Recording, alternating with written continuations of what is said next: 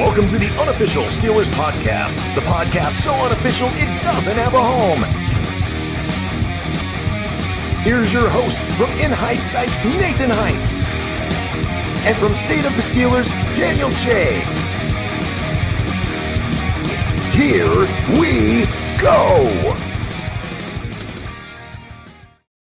What is up, everybody? Welcome back to another episode. Finally, it's been a while. It's been a long time, but another episode of the Unofficial Steelers Podcast. I'm Daniel, State of the Steelers.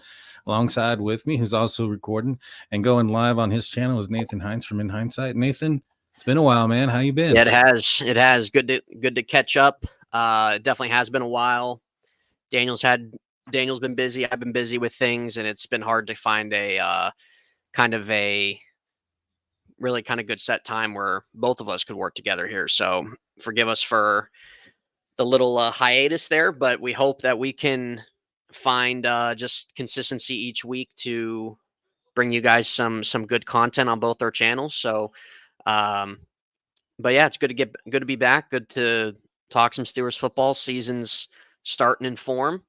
So excited to do this one, man. Yeah, for sure. Yeah, I'm excited about it as well. The Steelers are 1-0, first place in the division. I hope I see Z in the live chat a little bit later. I want to see how he's feeling. Yeah. See if he's okay, if he's made it all right since last Thursday. He's actually going to be going to Baltimore for the game this weekend. Really? Yeah. Awesome. Hope he has a good time. I hope it's not too good of a time, but I hope he has a good time. Yeah, he's looking for. He tries to go once a year. That's great. In fact, I'm actually the game I'm going to this year is against Baltimore. So I'll be out there in Pittsburgh come November to go check that out. So heck yeah. Hell yeah, man.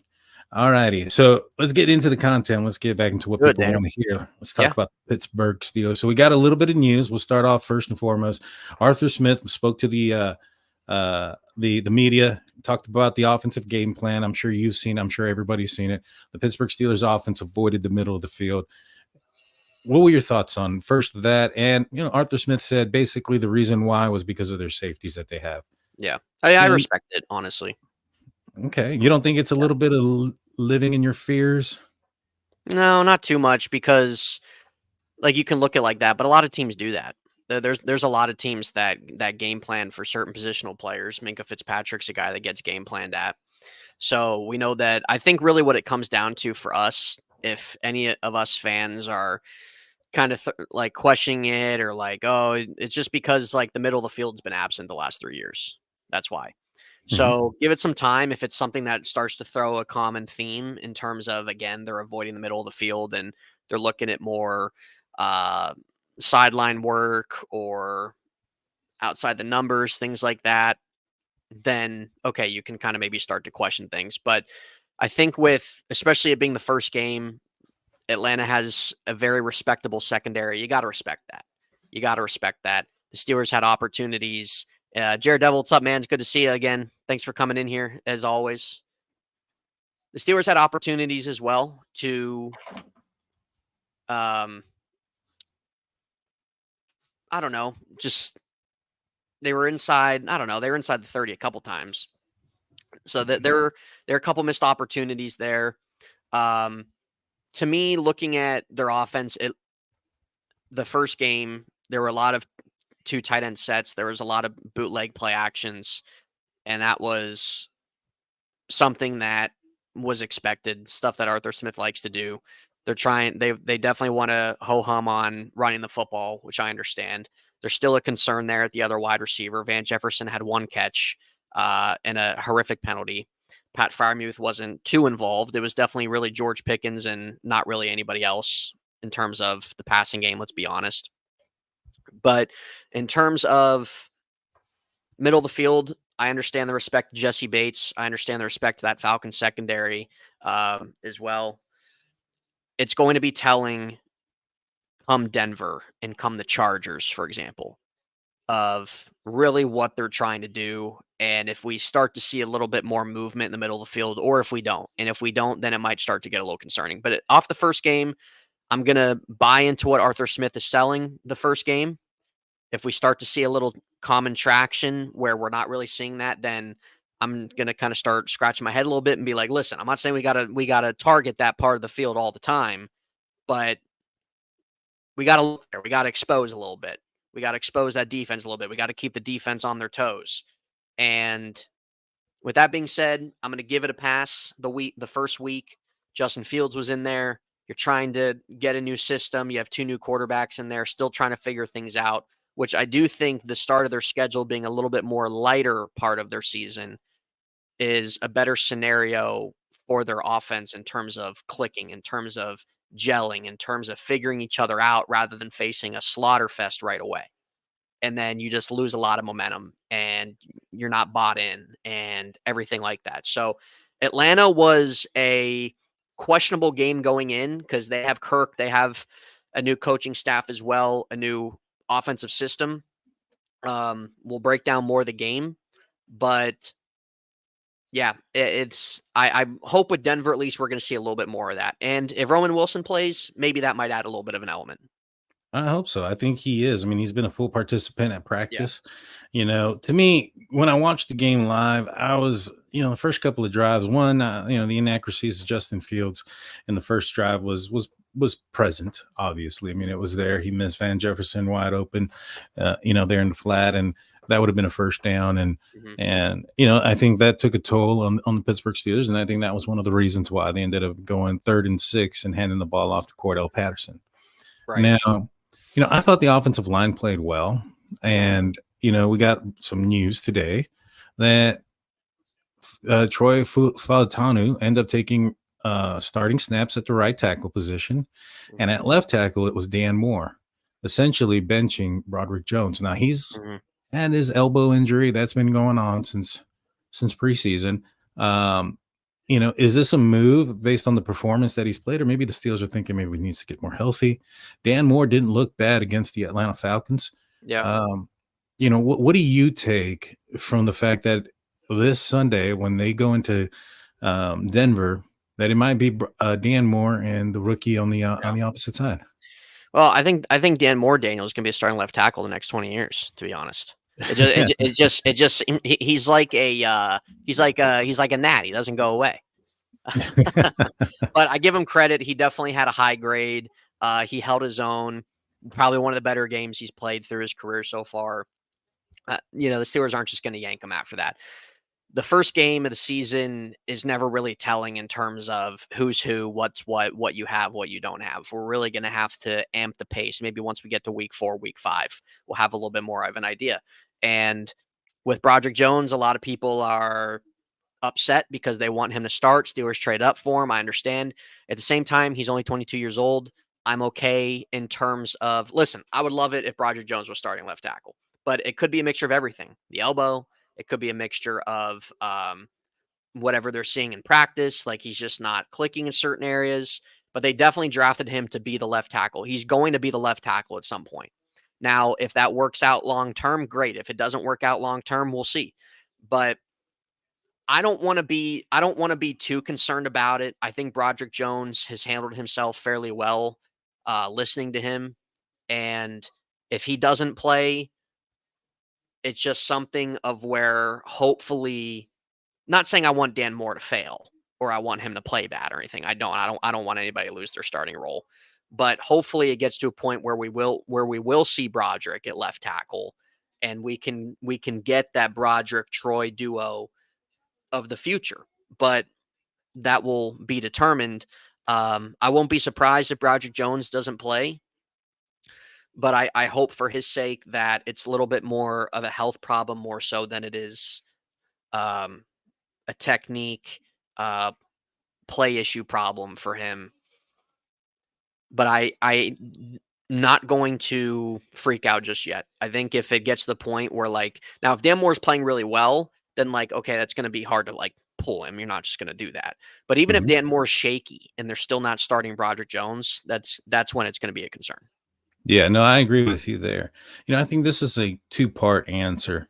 I do think that the health is a concern, But I think it's also the fact that he has been mainly playing right side. I think he's gotten a little bit of practice with the second team here and there on the left side. But in preparation, especially for last week for a game, I highly doubt they were putting him in reps on the left side that were outside of just a few in case Dan Moore did get hurt or something like that happened and he had to shift over. So I think that there's two aspects. I think they need to get him healthy. I think that he may have found a way to protect himself on one side, and now he has to find a way to protect himself on the other side or until his elbow heals. Right. So, yeah, I'm not, jumping off of a cliff yet thinking, all right, man, this guy's a bust or any of those things. I think he played okay. He's only 22.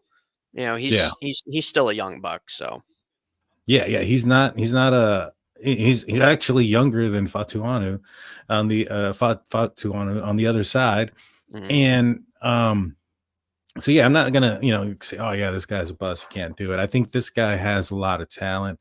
I think that one of the reasons why he wasn't the first guy taken off the board last season as a tackle was because I think a lot of people identified how raw he was.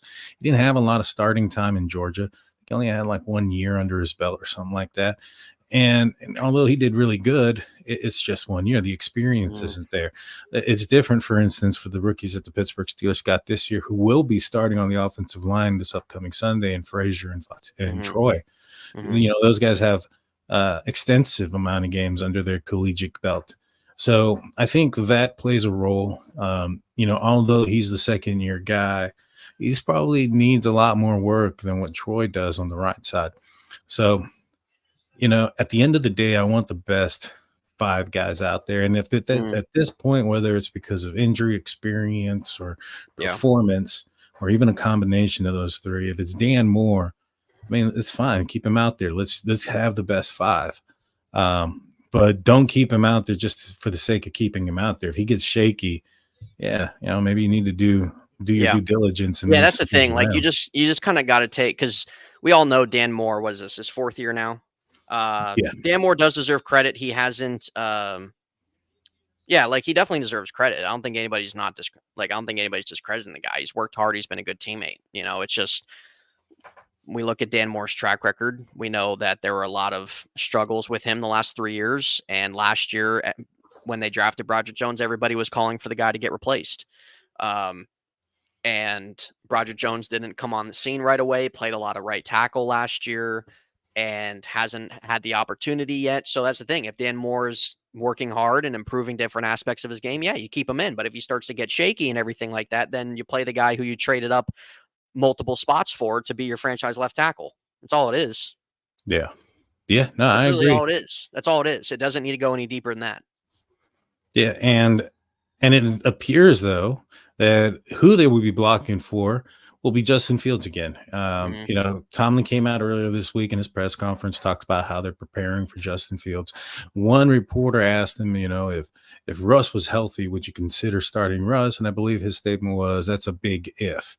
I don't think he's too keen, or maybe perhaps he's not too confident in the idea that Russ is going to be cleared to go, or at least whatever Russ' ability is at the time of him being cleared, if that's not going to be better than what Justin Fields can bring. So like, for instance, maybe 100% of Russ can outperform 100% of Justin Fields, but maybe not 75% Russ. Right.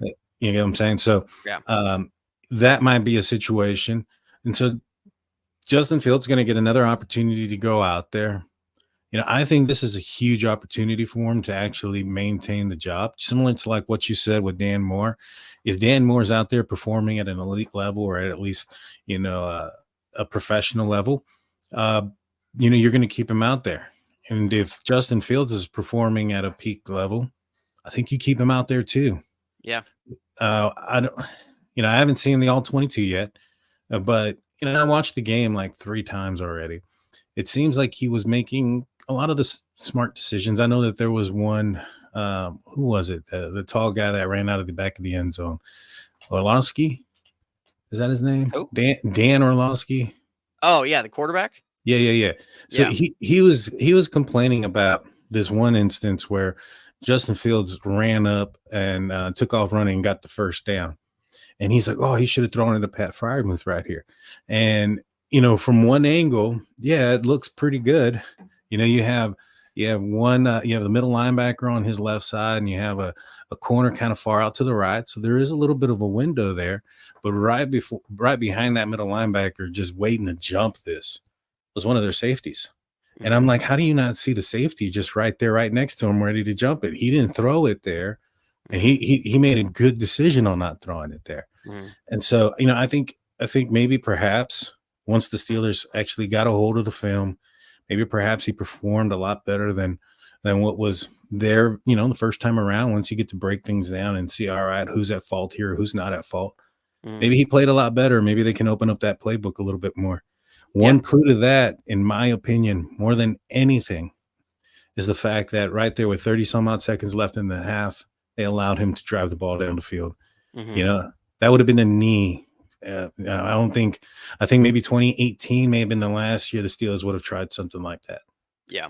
So what are your thoughts? Yeah, I agree. It's actually funny because that play that you said, like with 30 seconds, I actually flipped it to red zone. So I actually missed the play.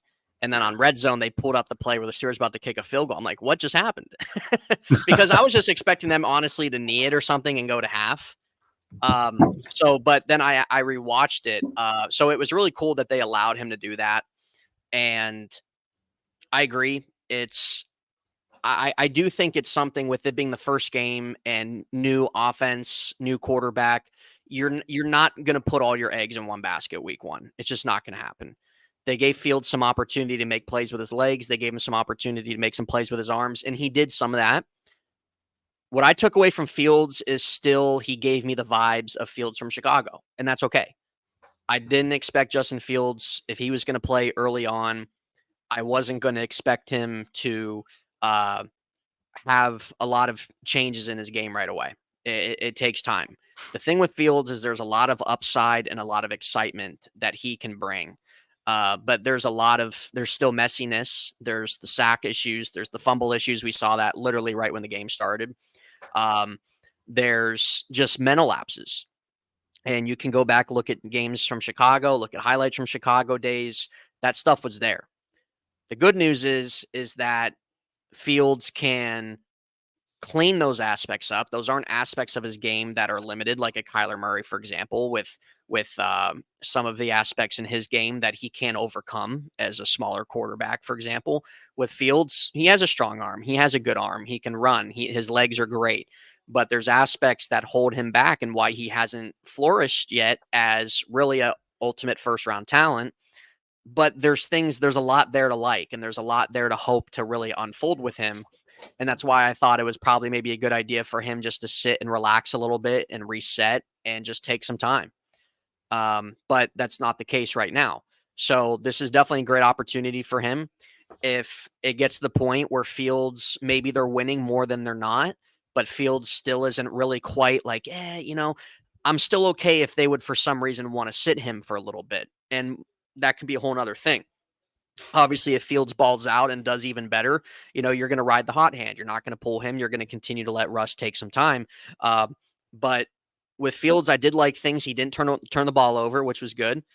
He made some good reads. He made some good plays with his legs. He also made some mistakes, holding on to the ball, trying to make a couple plays with his legs that ended up in a sack. That's just him, and that's just been him. And you have to kind of take the good with the bad and just really hope that you can really take out the rest of this untapped potential that I believe is there.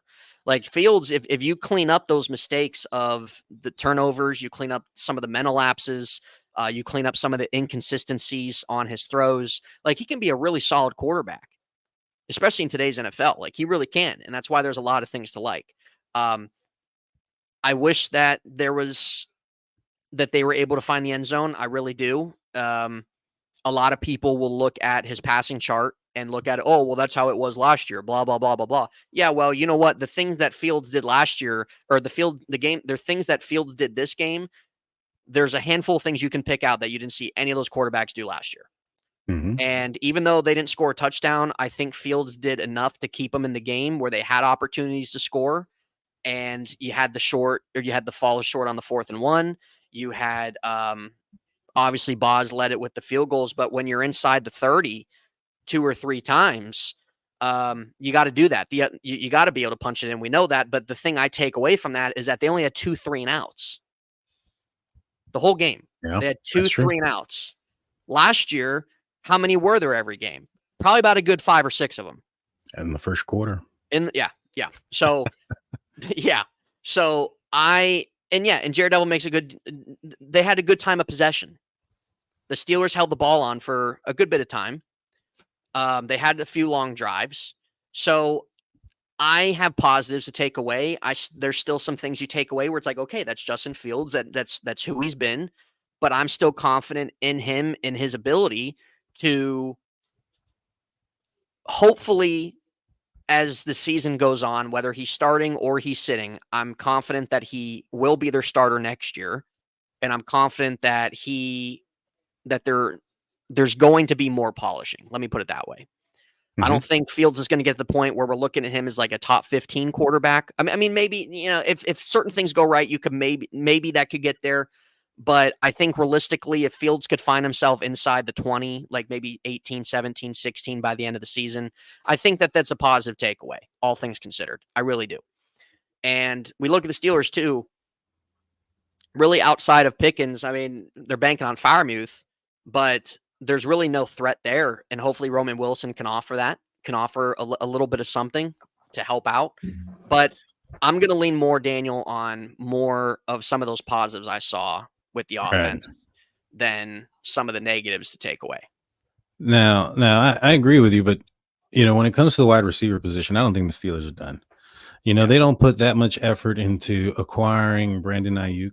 Now I get it. Maybe perhaps they weren't trying to show that they were desperate for it and willing to give up everything.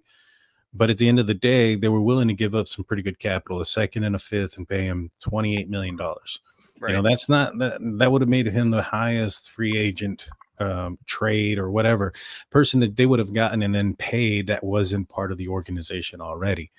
And you don't make those type of moves and commitments without thinking that you have a need for it. If you think that you're okay in that position, there's no point in capital or investing in that much into that certain position. And even at that, Roman Wilson was a part of the offense when this was going on. Now, granted, he was hurt during that time, but I'm not necessarily sure if Roman Wilson is going to be the guy that's going to be replacing Deontay Johnson's position, so to speak. No. Why don't they just trade back for him? I hope Why don't they just go get him back? They might as well at this point. Yeah, maybe they could. I don't remember who it was, but I heard it somewhere. I was like, man, wouldn't it have been nice if the Steelers didn't just often trade Deontay Johnson so quickly and kept him as the trade capital for Brandon Ayuk? Right. It's like, man, that would have worked. That would have worked. I think that could have got it done. Oh, yeah, because I think what was going on was they were going to get Cortland Sutton for a third, but Denver pulled out of that, and so they pulled out of the trade with the Steelers. Yeah. So, yeah. I mean, I think there's still going to be something done. There still could. Maybe come like week 4, week 5, maybe by the trade dedeadline. Yeah, I mean, I don't know why, but like John Mechie just kind of like comes to mind. I don't know why. It's just clogged over there. It is, and he was a healthy scratch on week 1. So like, what are you doing? Right. Yeah, I know. You know what I mean? He's another guy that didn't play last year. He had cancer. He was battling back this year, but it's just so clogged. The opportunity isn't there. Exactly. And it shouldn't take an arm and a leg to get a guy like that. Maybe Houston's being a little hesitant right now or just keeping tabs on what they got, but he'd be somebody I'd be open to, just a guy that does have upside, that was exciting in college and just hasn't had the opportunity yet to start. And, I know the Steelers don't do this with the single digit stuff, but correct me if I'm wrong. He's number 8 in Houston. I think number 8 is available for the Pittsburgh Steelers. It's ready to go. I think Waitman has it now. Oh, does Waitman have it? I think Waitman got 8. Yeah. Oh, well, it wouldn't be that bad to take it from him if he gets traded right away. It wouldn't be that hard. That's fine with me. Honestly, that's fine with me. I can bring out my 8 jersey again. Just kind of there you go. Put some duct tape on the back there, right? Yeah. And you name. Yeah, then it doesn't have to go to waste. Exactly. I had it for a whole year. Just 1 year. I need to use it more. Yeah. But yeah, I digress on that. To me, kind of going back to the Atlanta game, and what I think that maybe offensively, and especially for Justin Fields, that this game here has an opportunity or has a chance to be a much better performance for him. Last week's game, there was a lot of under center stuff. And to me, what I was seeing there was a lot of it was like maybe perhaps Russ's game plan. And the other part of it was trying to implement things to protect Justin Fields because they didn't have a full week of preparation with him being the guy, being the starter. And so, I saw them cut the field in half quite a bit. And I think for this week, preparing a full week with him as the guy, as the starter, I think we're going to see the field open up a little bit more. Yeah. I think we're going to see a lot more of what he likes to do. And maybe perhaps we're going to see a lot more success for Justin Fields. And if he can get that there, I mean, I wanted to see what Russ can do. I was excited for what he can do, but I mean, the upside is with Justin Fields. It is. And that's the ultimate hope. The guy's 25. He's started 3 years in the league. The ultimate hope is to get more out of him that is there, at least that we think is there, and for him to be their guy that they go forward with. That's the ultimate hope.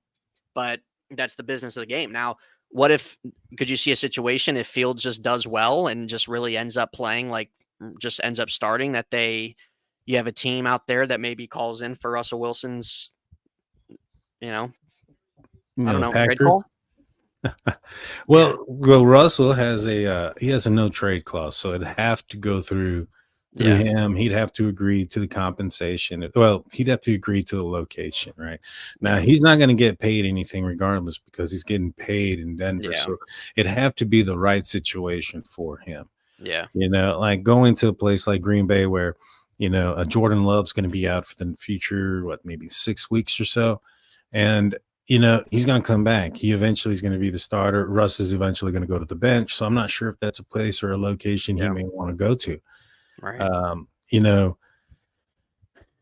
not sure about maybe New York. I think that was one place that he was thinking about going already. Daniel Jones isn't, miserable. Anything. Yeah, miserable. So, I mean, there's that chance he might end up there, but what would the Steelers get in return? Not much. Yeah. Yeah, I mean, they already have 10 draft picks going into this upcoming I think that they're just better off hanging on to him because with Fields, it's like even if he does well against Denver, you still have to be cautious because you have to be cautious until Fields gives you a reason to be comfortable. And there's a stretch in the season that as we look at it, it's really rough. And you can't count out an injury. You can't count out poor play. You can't count out they're in a playoff spot. Fields is just really struggling. You can't rule anything like that out. Now, and here's the thing too. If Fields, like I said, even if they win Sunday, which I think they will, but Fields is kind of, just doing just Justin Fields and just not really quite moving the needle. I don't, maybe it's still gives the Steelers a reason. Okay, Justin, we believe in you. We want you to eventually be our future, blah, blah, blah. We just need you to sit for a little bit. We need you to work these things out. We need you to work these kinks out. We need you to get better in these certain areas. And we're going to want to see you back out there. And then maybe you go to Russell Wilson for a little bit, if that's the case. Because you can't, you can talk yourself into Fields end up keeping the job. He definitely could, but there's also a possibility he doesn't. See, when it comes to Mike Tomlin, though, he's always well, let me put it this way. He's outside of Ben Roethlisberger when it comes to the quarterback position. It's like he holds on one game too long, but if you're winning, he'll let you keep going. Yeah. This goes back to Mason and Duck. I think Duck coming in for Mason when he did was more of a situation like, all right, the helmet thing just happened with Mason. He just got the team just got their butts handed to him, against a divisional foe where he threw, I don't know how many interceptions. And then we're going up against, I think it was the Bengals, and then he throws another interception. He needed to sit. I don't think what they expected to happen was Duck to win and then win again. And so he was willing to go with the hot hand there. And when it came down to benching either Duck, remember, because Duck, he had a game that was bad. Then it was another half game. In my opinion, he waited a full game too late to get Mason back in. But that's very old news. The same thing kind of happened last year. Mitch Trubisky gets in there and kind of holds on to him too long. And then Mason comes in and Mason don't let it go. Kenny gets healthy, but he doesn't give it back to him. He lets the hot hand win. So I think that as long as Justin Fields is winning games and he's not, and they're not winning, how can I put it? If they're winning, even if it's in the manner that they just won, where time of possession was in favor of the Pittsburgh Steelers, it was ground and pound, the whole 9 yards. I think they still keep him out there until he shows multiple games. Now, that's if he puts a couple of games under his belt. He has to win this one, maybe even the next one. And I think at that point, he earns himself, a little bit longer of a leash. Yeah. So to speak. Do you think Russ is actually healthy, but they're just kind of like pushing him back? Or you think that because Russ wanted to play?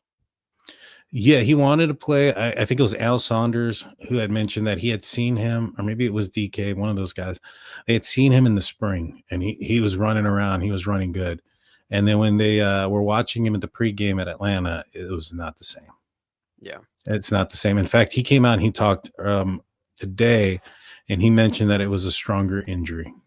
Mm-hmm. It was a strong calf injury. So whatever strong means, it means it wasn't as minor as they were making people think it would have been. Maybe perhaps there is a Joe Burrow calf thing. If you had to place your money, do you think we see him this year? Eventually, I think that there's going to be a game or so where Fields ends up going down for a game or two or whatever the case may be. But I do, last season, like getting benched or he gets hurt. Yeah, I can see. I don't think. Well, I don't know. I mean, that schedule down the second half of the year isn't easy. If he, I'll tell you after this week. I think that if he, that's fine. That's fair. If he continues going upward, because I don't know, this is, to me, that's the bar, what he played last week. If he goes below the bar of what he did last week, I think he's out. Okay. If he continues to go up, I think he'll keep it. Even if they win, but goes below the bar, you think he's out? Yeah, because I think there is a possibility that this defense is so good that they can win a game on their own. I mean, they did it last year against the Browns. Right. So, well, I mean, there's a pretty big stat when the Steelers don't turn the ball over. I think there was something like 13-3 or something like that. And when they do turn it over, regardless of the turnover ratio, even if they're winning 4-1 or whatever, I think it's like the opposite. It's like 2-16 or something like that. And so that tells me that they're dependent also on the defense. If they're playing that kind of game and they're playing against teams that they should be lighting up, or at least having some success, I do think that there's a possibility that he could get benched for that. Right. But I don't see. I don't think Wilson will be number 2 this week. I think he might sit again. Yeah. He was a limited participant yesterday. He was a limited participant today. Yeah, I think he's going to be the third QB.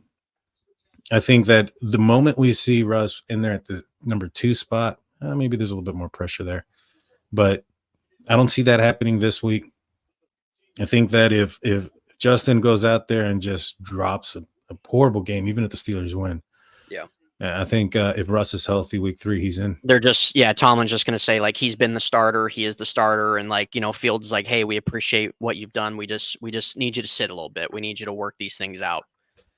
Yeah, I don't think the Steelers are, I think they're comfortable with their options. And I think that they're comfortable in which way that they have to go. In fact, that reminds me of a quote that Tomlin said. He was talking with Rich Eisen and he made the comment.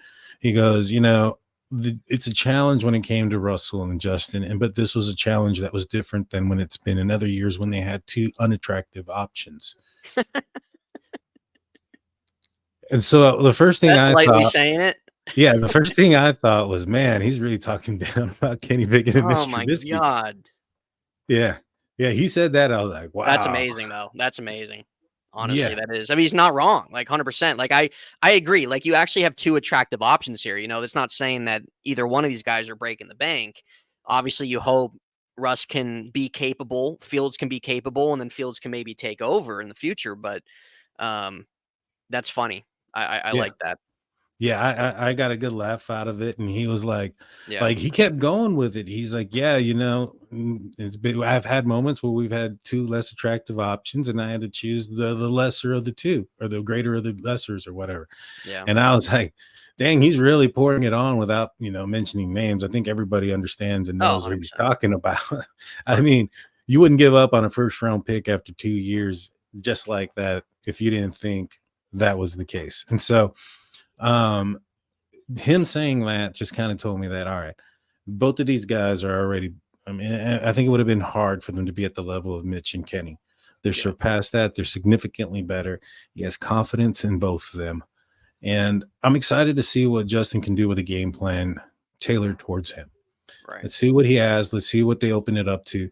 I do think he's dangerous with his legs, and defenses are going to have to account for that, which is going to leave some opening areas Yeah. in the middle of the field. And because the middle linebacker is usually the person that's going to be, shadowing the quarterback there. So Pat Fryermuth needs to have a game this week, in my opinion. But I think that the Steelers will, and I know we're getting kind of close to it. But when it comes to the defensive side, real quick about last week's game, who I think is going to have even more of a load this week, is Peyton Wilson. I think he did freaking awesome. He saved a touchdown there, tackling Bijan from behind. Yeah, he did. Right there. And I think he ended up getting more snaps than Landon Roberts just by one. But I think that that's going to continue to trend in that direction. What did you think about Peyton? Yeah, he had a couple really nice plays. Looking at the snap count was pretty down the line outside of Patrick Queen. So I think that's a promising sight for him. They really like him and the opportunity he's going to get. I think he just offers a different element of speed, man, and athleticism. And I think that's really what they need in that middle part of the lineup because Landon Roberts is a thumper, strong tackler. Peyton Wilson, he's gonna give you a little bit more than that, I think. So we'll see how they kind of play that out with Denver. I wouldn't be surprised if it's something similar there. But yeah, it's definitely encouraging to take away. Had a good preseason, had a good camp. Definitely would have gone higher in the draft wasn't for the knee issues. But definitely promising on his end. And if they can get a good, I don't know. I don't want to say good. I don't want to put like all these expectations on him. But if he can really come along as a strong rookie, their linebacker group will definitely be the best it's been in years. Long time. In a long, long time. They have had such a hard time figuring out that position between Bush and John Bostic and you name it with all these guys. Quan Alexander, you name it.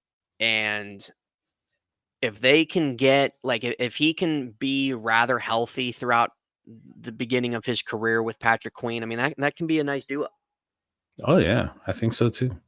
And what they were able to do to an offense like Atlanta's, who was getting a lot of praise, because of they got stars at every position. They got wide receivers, they got the tight end, got the super expensive quarterback, the running backs, and yet the Steelers defense held them down to a minimum. And I know a lot of folks are saying, oh man, maybe it was rust, maybe it was they didn't play the preseason, or he's coming off the injury, and they had a really good first drive.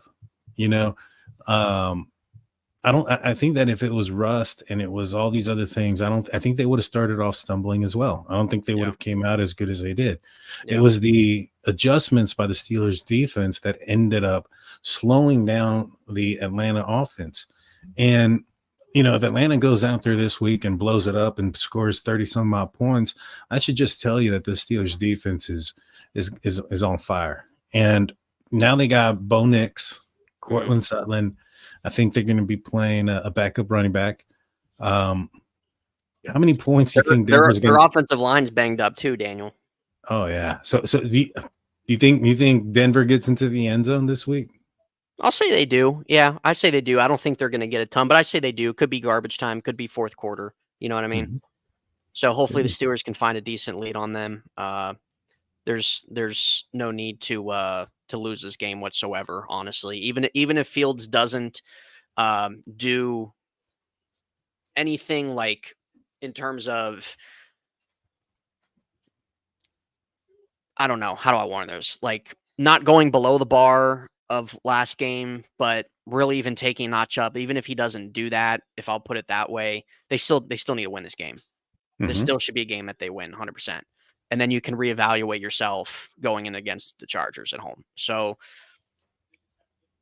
I think Denver, Bo Nix's going to get a ton of pressure. They're going to send the house on him as a youngster, as a rookie. He turned the ball over twice against Seattle, but he didn't look awful against Seattle, though. He didn't. I give him credit. I actually saw a good bit of that game.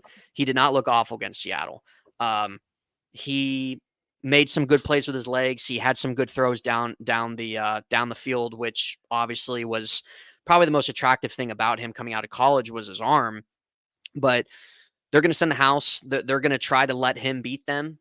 And having Watt, having Highsmith, the Steelers' defensive line played great. Benton, Cam, Ogunjobi. I thought they all were on point, man. I really did. I thought they were all on point against Atlanta. Bo Nix is going to have his he's going to have a hard time, but also I don't think Denver's defense is awful either, though. I think that they have some playmakers there too. Good deal. So what is your score? What's your prediction? Everybody drop your scores in the live chat. I'm going to say we do see 1 or 2 touchdowns this game. I hope that we don't. I like to see 2. I would like to see. I want to see over 20, but I would like to see maybe 3 touchdowns scored this game. And Great. I'm not going to say. I don't know. I don't really know which way to lean, but if I'm going to give a final score, I'm going to say, I'm going to go 21 to 21-10. I'm going to go 21-10. 21-10. Steelers defense, again, just does a great job, contains Bo Nix. Denver might get a touchdown at some point in the game, might get a field goal. But I think that the Steelers find a good lead and just kind of contain that lead. Fields will make some plays with his legs, I think. I think we at least see a couple touchdowns. Yeah, I hope so. But yeah, 21-10. Boz, his leg's gonna still be involved, but not as much. Oh, okay, good. I thought you were going with 7 field goals there. I was like, man, that's dude. I might rip my eyes out if I see 7 field goals. Boz is gonna be he's gonna be crazy by the end of the season. One of his legs is gonna be ginormous. Yeah. Honestly, dude. Honestly. So, yeah, I like 21-10. Yeah, I like that ballpark around there. See, I think that the Steelers are going to have 6 scoring possessions, but I think that they're going to end up getting 2 of those into the end zone. So I'm going to go with 26. So they end up with 8 more points than what they got last week. Okay, it's 26. And I think then Denver is going to end up with 9. I don't think they get into the end zone. So then Fields is starting next week too. I think Fields is going to end up starting against the Chargers. Listen, I'm rooting for him. Like I'm in your boat too. I wanted to see Russ as well. I still think we could at some point. But the best case scenario is for Justin to do really well and for them to get more out of him than what Chicago was able to, which I think they can. Because Justin will tell you this, but I think really a lot of people, I think Bears fans will tell you too, they'll tell you the problems with Fields, but they'll tell you if you can clean up those problems, he can be darn good. He can. And he's got everything, dude. He's got an arm. He does. He's got an arm. Legs. Yeah, he's got the legs. He's got the build. It's that pocket presence. It's those mental lapses at times. It's those turnovers that are problems. You know that Wonder Lick, whatever it's called, that IQ test thing that they do? That Kenny Pickett scored a 17 on? Yeah. He scored the highest ever. Did he? Fields did. Wow. Yeah, higher than Brock Purdy, than Josh Allen, Patrick Mahomes, all of them. He's a very intelligent person. Yeah. And so if he can get it all together, I think he's going to be dangerous. Yeah. All righty. So we got James coming in 18-12 Steelers. Okay. All right. So we're 25-0. 25-0 for Brian Brown. That's beautiful. I mean, that helped my fans team against Daniel this week. Yeah, you do. Yeah. I face you this week. So Britt 21-3. Well, Brian says if Justin Fields don't turn into Speedy Butterfingers, that's what I called him in Chicago. Now, I know Brian, I've seen him in the comment section a couple places. What he's referring to is the fumbles. So if he don't fumble, if he don't drop the ball, that's where we're at. Do you think he was kind of a little, nerves were kind of kicking in a little bit with a new team and everything like that for him? Or you just think it was just kind of just like just his shtick of what happened? I think it was a combination of Jetter's new, not just for him, but also Frazier. It was his first game as well as a center. And so, and he did fairly well too. Oh, he did great. I mean, he pancaked so many people. It was amazing. I mean, I retweeted some film breakdown on him. So he did good. I give him a ton of credit. Really, the line I think in general really held their own. I don't think Spencer Anderson was shell either in there. Steelers fan. If Spencer Anderson can come around, because he was drafted last year, right? Yeah, 7th round. If Spencer Anderson can kind of come around and be maybe that 6th guy for them, I'll freaking take it. Oh yeah, I mean that's some value in the 7th round. That's absolute value. That's absolute value. Steelers fan coming in 21-3 Steelers. There you go. James said that the 18-12 is 1 TD, 3 field goals, all right, well, at least and the safety. Wow. And the safety. Okay, Pittsburgh baby. Corliss Waitman gets him down at the 1. I'm heartbroken for Cam Johnston, man. I was really excited to actually have a good punter in there. It just doesn't seem like it's in the works. Now, when Waitman was here, he had some good kicks. So I'm not writing Waitman off or anything like that he's going to be a scrub for them. I do think that he's better than what they had with Harvin. I remember when they worked him out last year and they stuck with Harvin. But Waitman has bounced around the league a little bit, but he does have a strong leg. If you look at some of his numbers, there's some encouragement there. So if he can just give him consistency, that's all we need. Yeah, he bombed a 62-yarder for the Steelers there when Presley's, I think it was his grandfather passed at the end of his rookie season, and he took some time off. Waitman came in and just boomed it. Yeah. Let's see. We have John coming in, a Steelers freak, saying 3 TDs and 300 yards. Let's go. Let's go. You love to see it. Can't remember last time we saw that performance. And that was probably Ben Roethlisberger. 2018. Probably so. I don't remember the last time a quarterback threw for 300 yards. When the arm was still intact, it was 2018. There it is. Well, guys, I want to say thank you to everybody for tuning in. Absolutely. We appreciate you guys. Yeah, we'll be back. Every one of you. We'll be back next week. We're going to be doing this where we're going to be recording on the at the same time on both channels, so you'll be able to see it on State of the Steelers and on In Hindsight. Check me out at State of the Steelers. Check out Nathan at In Hindsight. Nathan, any final words before we let everybody go? Just good to be back, guys. Good to be back with Daniel here, man. Good to just get thoughts out there. Good Steeler discussion going on. Good to see all you guys in the chat as always. We know it's been a few weeks. Like I said, Daniel had some stuff going on. I did. We just couldn't really find that time that worked for both of us. So we apologize for that. But from here on out, we're going to be able to be consistent each week in terms of Steeler recap, Steeler news, discussion as you guys get it. George T. finishes off with 19-13 Steelers late touchdown from Denver. We'll take it. But yeah, we appreciate all your guys' support, man. It's always good to be here with you guys. Always good to be here with you, Daniel. Good discussion always. And we'll be back for next week. See y'all next time. Peace. Welcome to the Unofficial Steelers Podcast, the podcast so unofficial it doesn't have a home. Here's your host from In Hindsight, Nathan Heights. And from State of the Steelers, Daniel Che.